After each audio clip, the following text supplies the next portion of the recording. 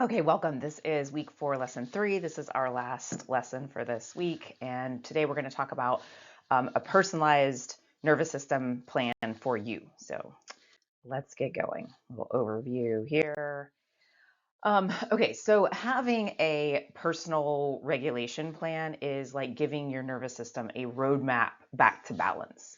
We're not aiming for perfection, but we're building habits that keep us from getting stuck in chronic stress states. So, when you know what helps your system feel safe and calm and supported, then you can create the conditions for healing to happen more consistently. Makes sense, right? So, over the past lessons, you've learned that our nervous system directly affects our immune system. We've explored how to activate the vagus nerve, how breath changes your state, and how grounding techniques can stop the spiral of overwhelm. So, today we're going to continue pulling that all together and create something that works for your real life. So start by noticing your baseline. Do you often feel anxious and wired, which is kind of our sympathetic nervous system kicking in, right? Or numb and disconnected, which is that dorsal vagal state, right?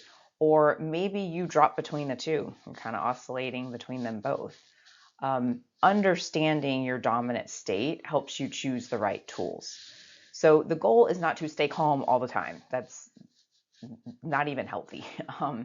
It's to know how to meet yourself where you are and guide your system gently towards safety. So take a minute and just see which of these best describes how you feel, right? Do you feel in that state of fight or flight, right? Your sympathetic nervous system is really activated because you're feeling anxious, maybe irritable, very on edge, hard to relax, or maybe you feel more of that dorsal vagal state where it's kind of the shutdown and the freeze, where there's a lot of fatigue and disconnection. You might even feel a little dissociated from your body. Or maybe you are more in the ventral vagal stage, which is where you feel good. You know, you're feeling connected and safe in your body and a sense of calmness, which is great. That's where we want to be and want to be able to get back to even when we experience these other states of dysregulation. So before a full-blown flare or emotional crash, your body does give you signals, right? There are signs, and they might be subtle, like jaw clenching or holding your breath or just feeling very impatient. But when you learn to recognize these early cues, you can intervene early, which is hugely important because with rest, breath, or one of the other tools we've discussed, you're going to be able to keep things from escalating. And this is the beginning of resilience. So here's just a little menu of some of the things that we have covered for you to choose from. Breath practices, we've done a couple of those. The most recent one was the 4-7-8. We've also done the 4-4-6 breathing, grounding. Um, Mindfulness kind of falls under that category as well. Body scanning, movement, resetting the vagus nerve, soothing sensory input. That might be touching things or co-regulating with things that make us feel safe. And micro rest. Remember, like the 2 to 5 minutes of just stillness and quiet. So pick a few that feel doable. There's no perfect combo. And like we've said before, those things might change from day to day. You know, what suits you today might not work as well tomorrow. That's okay. You get to be curious with this. Just pick what works for you. Also be mindful that different states need different support, right? So if you are feeling like you're in a sympathetic state of anxiety, kind of hyper arousal, excuse me, try the calming exercises. Go for the slow breathing, the grounding, or the weighted touch, right? Weighted blankets are great for being in this state. Or if you are in dorsal vagal, feeling kind of shut down, disconnected. Then try things that are more active, like some gentle movement or humming or even just splashing some cold water on your face. If you're in the ventral vagal, feeling safe and calm, then savor it. Just enjoy it. This is the space where healing and connection happen. So, I know I've been on my soapbox about this, but routine is so important. It's so, so important. Your brain functions best on routine. So be intentional about creating these everyday habits for yourself. In the morning, start your day with regulation before the chaos begins, right? We all know what that's like. The minute your feet hit the floor, right, you have a laundry list of things you've got to get done during the day. So take a few minutes just, before you get your day started, where maybe you're just taking like 3 minutes of deep breathing, or you're just doing a little bit of stretching while you're making your coffee. Practice mindfulness while you're brushing your teeth, right? We've talked about how to do that then. Open your day with presence, and you will start to create a buffer against reactivity, right? You're kind of setting that intention for the day. Midday is also a great time to check in. That is when stress tends to build, right? Got through the morning, but day's rolling on, a lot's happening. So a quick check-in with your body, maybe a few minutes of breath work or placing your hand on your chest, can shift your state, right? And again, this isn't about getting off track or taking time off. It's just about taking 60 seconds, 90 seconds to recalibrate so that you can continue with more clarity. So again, none of these practices take a lot of time. They're just micro movements and rests and tools to help you with regulation throughout the day. Evening routines are also really important. Evenings are key for resetting your system before you sleep.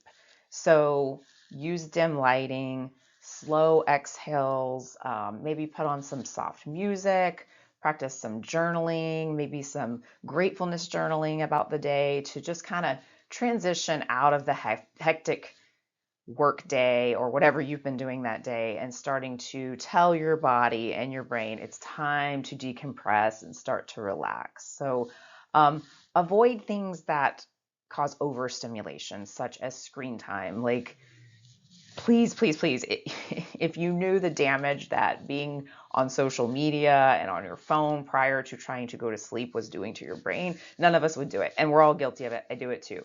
And I even know how bad it is. But set a intention for yourself of at least 30 minutes prior to bed, no screen times. Restorative practices at night will not only help to balance your nervous system, but improve your sleep quality and help your body repair overnight, which is something that your immune system really depends on. When you're flaring, everything feels harder, right? So instead of pushing through, right, just grin and bear it, get through it, let's try a different approach of just have a plan for softening, right? Maybe use breath and stillness and supportive touch to just kind of meet that flare with a little bit more kindness and compassion. And maybe that also means canceling something or asking someone for something that you need, right? Or just speaking up for yourself. It's not weakness, it's nervous system intelligence. You are protecting your energy so that your body can heal.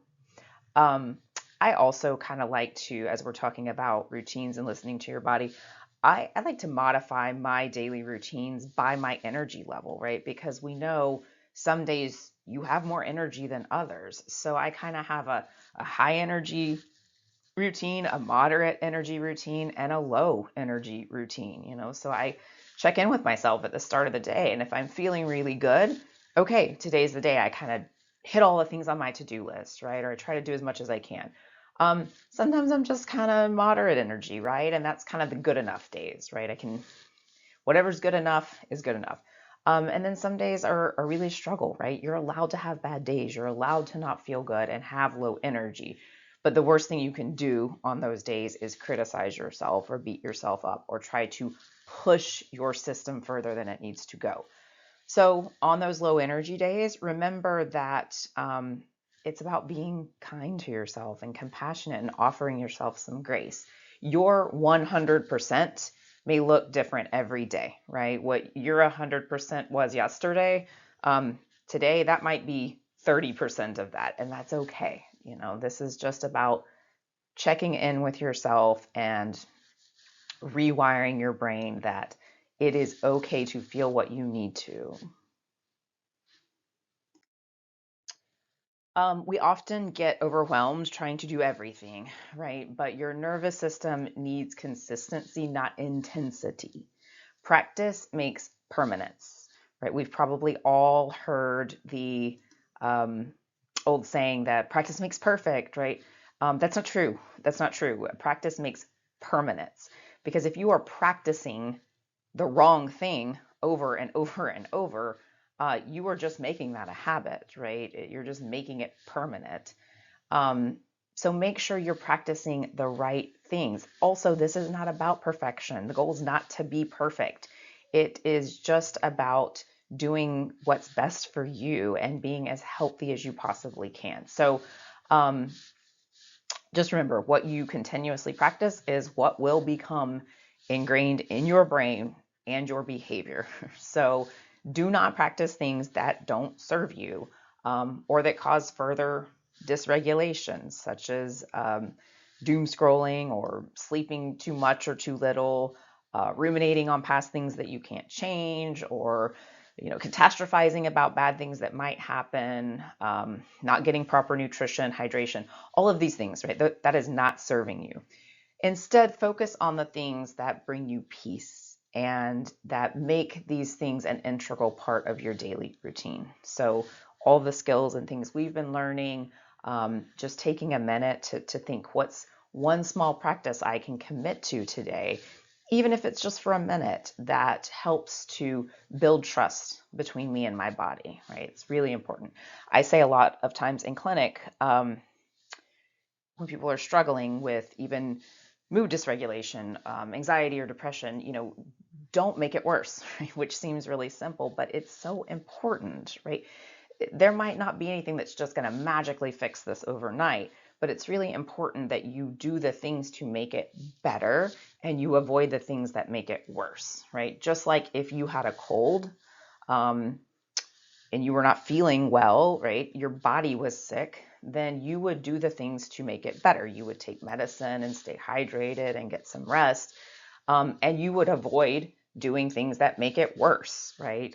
Which might be, if it's cold out, going outside without a coat, or being around a lot of germs, or not taking medicine, right? It's the same with your brain. It's just we can't see it the same way we do our physical body. So do the things that are your medication, right? The things that make it better. Stay away from the things that make it worse. That is really, really important. So let's end with this simple reflection of, what does my nervous system need more of right now? So maybe that's more quiet, more warmth, maybe it's more stimulation, maybe it's more rest, right? Whatever it is, you have to attune to it and let your body guide you in creating this care plan for yourself. You deserve to feel safe and supported in your body. And you are doing the work right now by participating in this to achieve that. So thank you again for showing up for yourself and being here with me and allowing me to be part of your healing journey. I hope you are enjoying things and learning a lot as we continue to go forward. As always, worksheet reminder, it's in the curriculum. And I will look forward to seeing you next time in our week 5. See you soon.